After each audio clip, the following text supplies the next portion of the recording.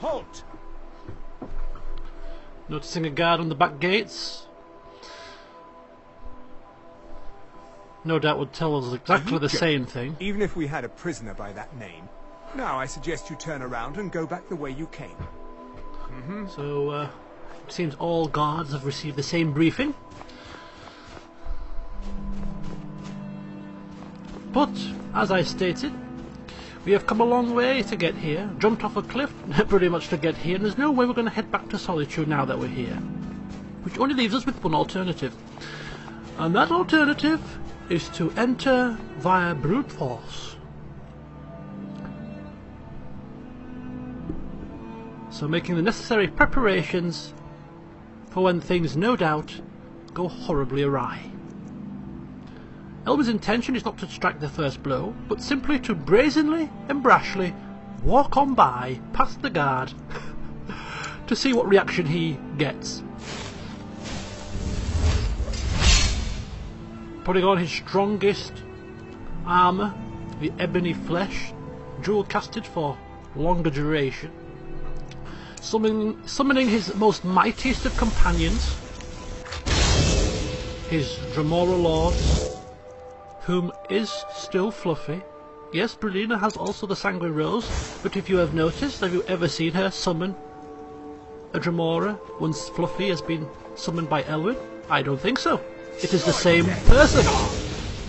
Oh! And off we go.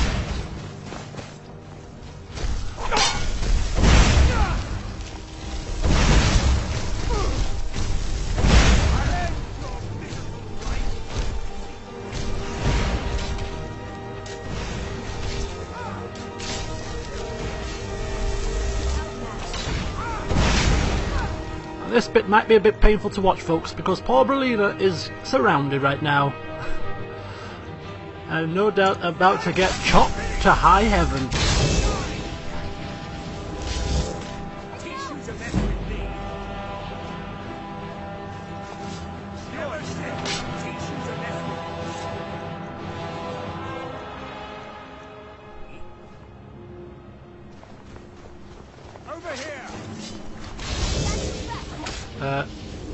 Mr. Dremora Lord, would you care to spring into action, please?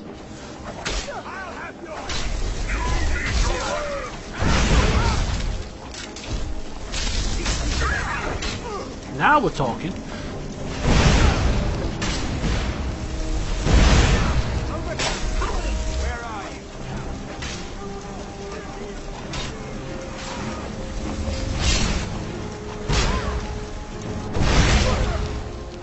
Finish him! There can be no other end.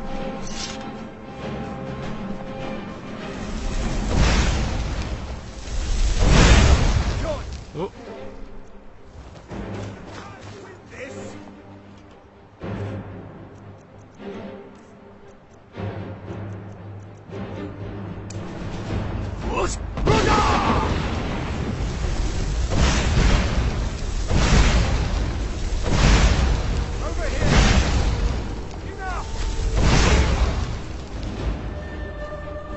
Quite the onslaught of fireballs.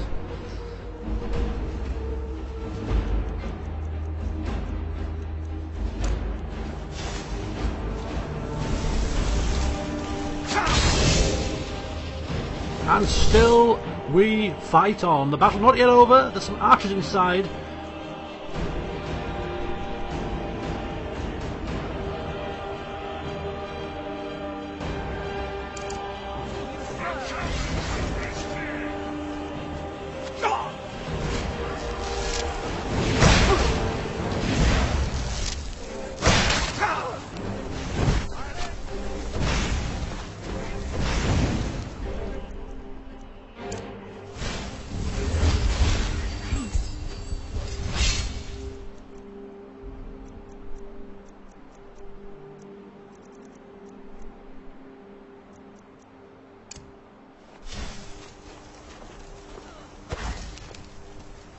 With a bit of a experimentation, see if we can raise these guys as our minions, but apparently they are too high level.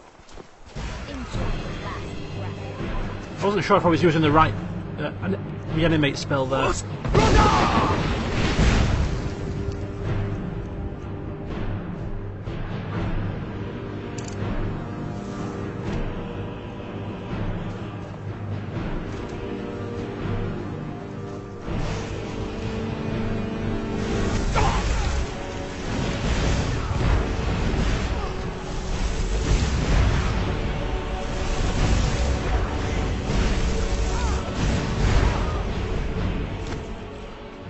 And finally, with the final explosion of the last fireball, peace is restored. Just out of interest's sake, I did actually do a quick bit of research to see if we did in fact return to speak with the Legion, to see if we could actually enter in a more peaceful and diplomatic manner. But apparently, if we did return to General Tullius and ask to have Thorald released, he declined anyway, so we literally had no choice. The only alternative solution to an all-out onslaught like this would be to sneak in and be stealthy. Well, I hasten to add, stealth is not Elwyn's strong point. So an all-out assault was the order of the day.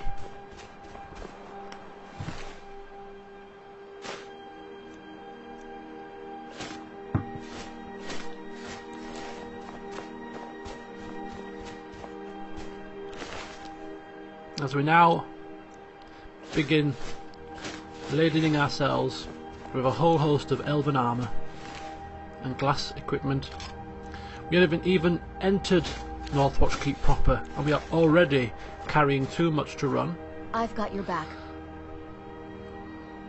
I'm a mage, not a pawnbroker, you know.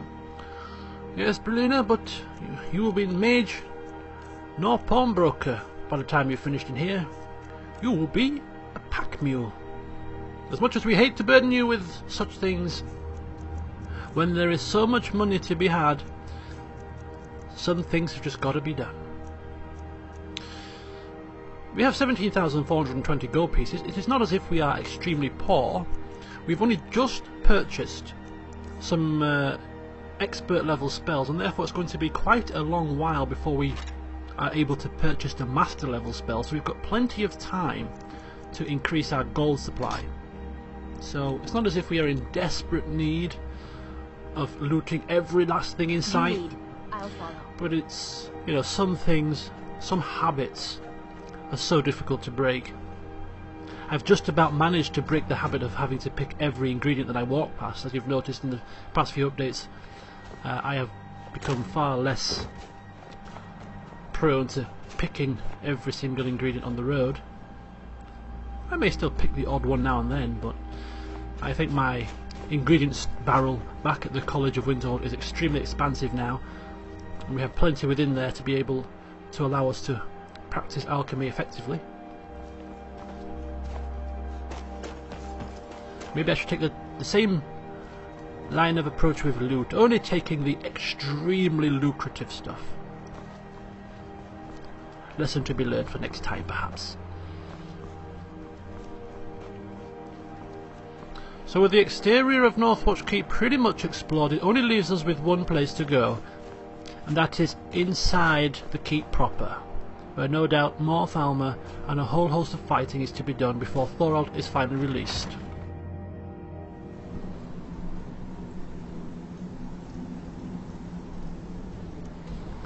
So initially getting a quick look to see roughly how long the keep is going to take us. Seems to be relatively large, not the largest of places we've been in, but it no doubt will take us a little while to make our way through.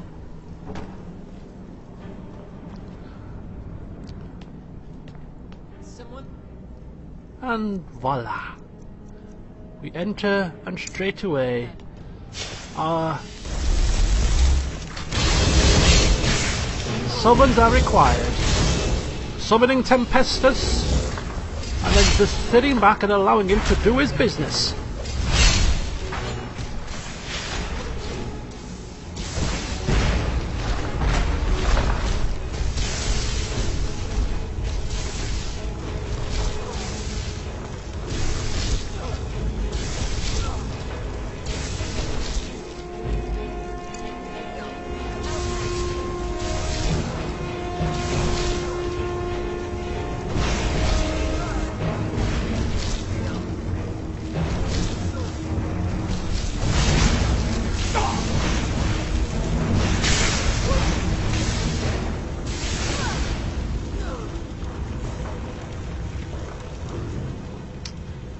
And there you go.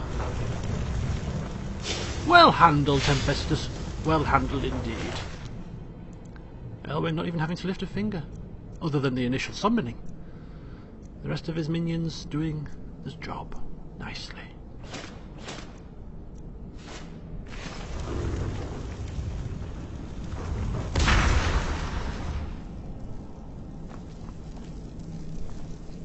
Noticing that the Thalma have just regular wine on their table. It's a shame. I think Elwyn is going to struggle to go back to drinking normal wine, having sampled the good stuff.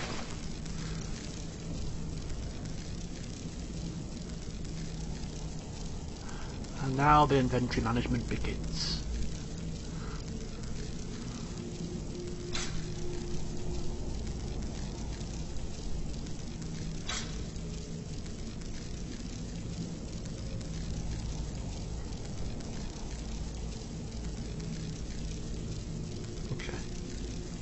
As we are looking through the inventory, the book we picked up not so long ago, Proper Lock Design, written as a manual for lock designers, unintentionally helpful to thieves, might just come in handy for Elwyn before he delves into this dungeon. I'm sure there'll be more than a lock or two to pick. I've encountered many thieves whose sole interest in locks is how to open them and thereby pilfer the protected contents of the room or chest. I have taken it upon myself to devise a system of locks that can defeat such villainous intent. The materials used to create a lock are of utmost importance.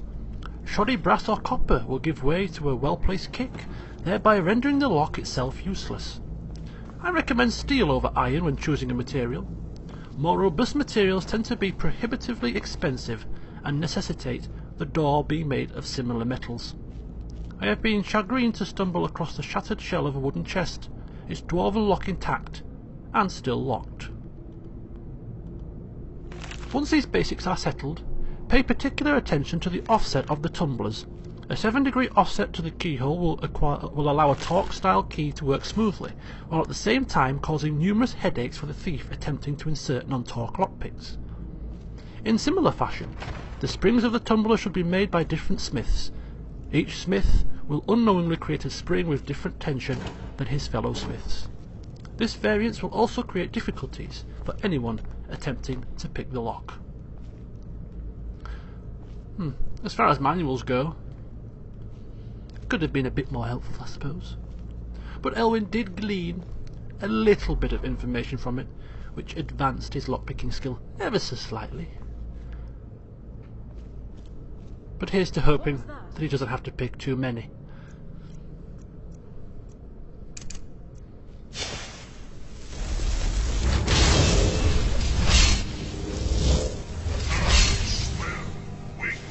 And this is where we get to sit back and watch Fluffy do his business.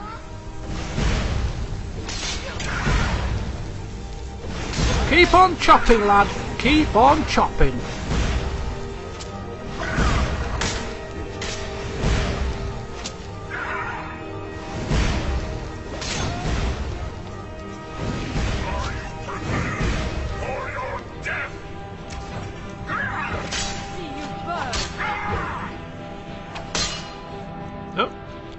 Mano a mano.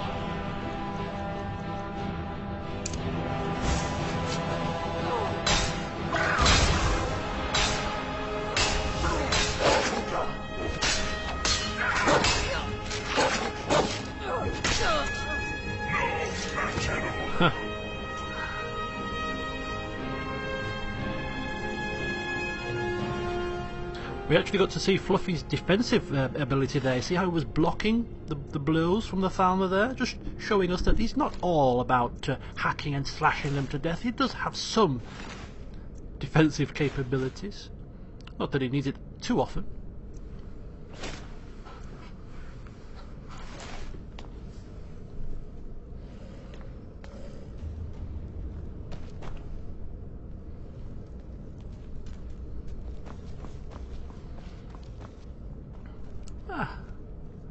Nice little cafeteria slash bar area.